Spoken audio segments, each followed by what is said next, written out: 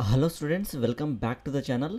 Students, Telangana EdCET Telangana EdCET ఎగ్జామ్కి సంబంధించి మనకు రిజిస్ట్రేషన్స్ అనేది స్టార్ట్ అయితే అయిందనమాట. సో 2025లో ఎవరైతే మీరు ఎగ్జామ్ రాద్దాం అనుకుంటున్నారో తెలంగాణ ఎడ్సెట్కి సంబంధించి మీరు ఆన్లైన్లో అప్లికేషన్ ఫామ్ అయితే సబ్మిట్ చేయాల్సి ఉంటుంది. లాస్ట్ డేట్ మనకు మే 13వ తేదీ అనమాట. మే 13వ తేదీలోపు మీరు ఎటువంటి లేట్ ఫీ లేకుండా మీ యొక్క అప్లికేషన్ ఫామ్ని ఆన్లైన్లో సబ్మిట్ చేసుకోవచ్చు.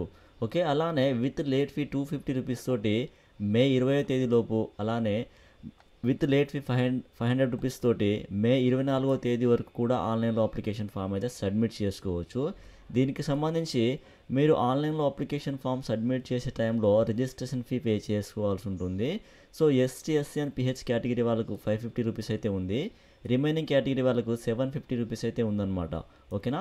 సో మీరు మే 13వ తేదీలోపు మీ యొక్క అప్లికేషన్ ఫామ్ని సబ్మిట్ చేసుకున్నట్లయితే మీరు ఇక్కడ ఉన్నటువంటి అమౌంట్ ఏదైతే ఉందో కేటగిరీ వైజ్గా ఈ అమౌంట్ పే చేస్తే సరిపోతుంది.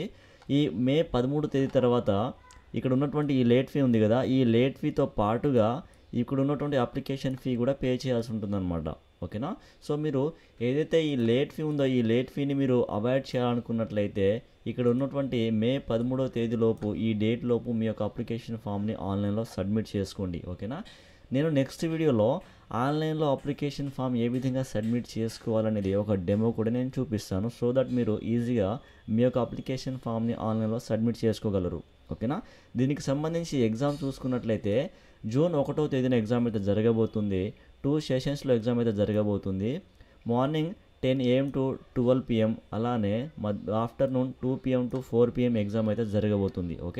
సో ఈ ఎగ్జామ్కి సంబంధించి సిలబస్, అలానే ఎగ్జామ్ ప్యాటర్న్ కూడా నేను తర్వాత వీడియోలో అప్లోడ్ అయితే చేస్తాను.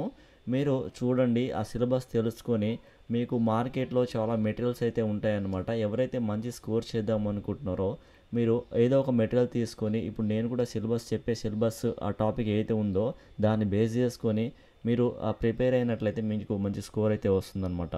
ఓకేనా. సో దీనికి సంబంధించి ఏమైనా డౌట్స్ ఉన్నట్లయితే నాకు కామెంట్లో మెన్షన్ చేయండి. ఫర్దర్గా మనం మాట్లాడుకుందాం. ఓకేనా. Thank you students.